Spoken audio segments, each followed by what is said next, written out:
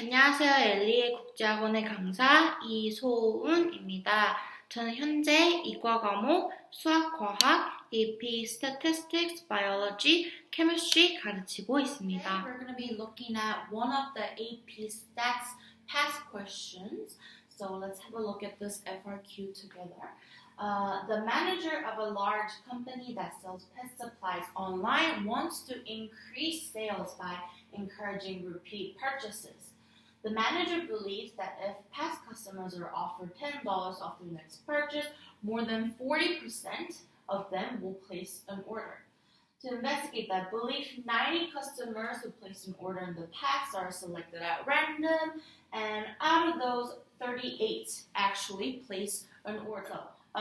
Question A is asking us, is there convincing statistical evidence at the significance level of 0.05 that the manager's belief is correct? So, in order to investigate this belief, we have to be looking at the context of the question first. So from here, we can see that out of the whole population of customers who use the online store, 90 customers are selected at random.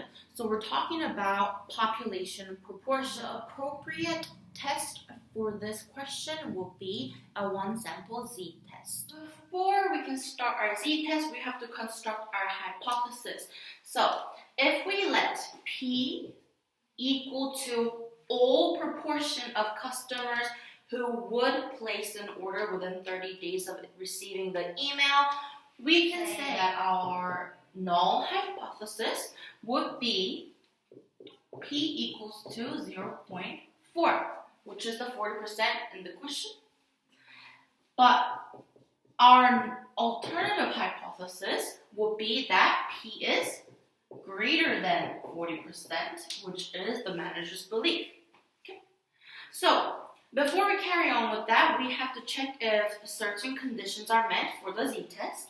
So, the first condition to check for is whether or not the sampling was done randomly. Okay. So this one's pretty easy. It's given in the question right here. So we can see that our random condition is satisfied.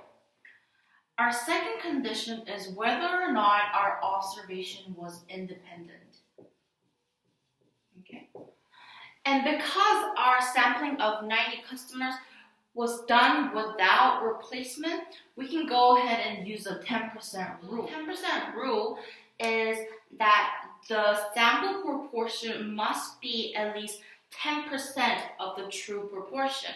So, taking that, if we multiply 90 with 10, we get 900, which is reasonable to assume that we have at least 900 customers in this large online company. Okay, so our independent condition is also met. Last condition to check for is whether or not our sampling distribution is normal. Okay, and to check for normal distribution, we have to check 10 successes, 10 failures. What that means is that in order for the sampling proportion to be normal, we have to have at least 10 successes and 10 failures. To check for this, we're going to go ahead and multiply our sampling proportion of 90 with 40%, so 0.4 to give you 36. Now 36 is greater than 10, so that means we have at least 10 successes. Okay? So again, it's the same thing for failures. If you multiply 90 with 1 minus 0.4, which is the probability of failure, that will give us 54, which is also again greater than, so our normal condition is also. Now that we have our conditions checked, we're going to go ahead with the z value. Use this formula right here where z equals to p hat minus p over p times 1 minus p over n, and the the whole thing square root. Okay? Now our p hat value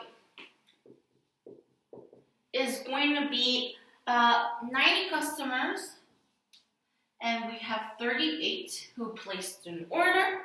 Okay? And our p value is 40%, 0.4. So our 1 minus p will be 0.6, and n is our sampling proportion size, so that's going to be 90 customers. Okay?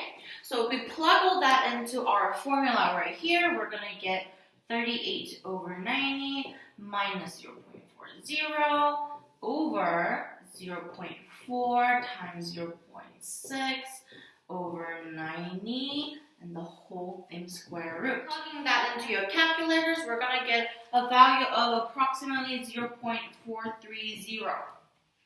Okay? Now, taking this, we're going to have to try to find out the p-value.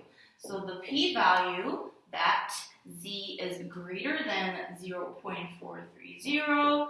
Now you can figure this out by using the function on your calculators or by using the table the AP statistics will offer you. So using your calculator, you're going to get a value around 0.333.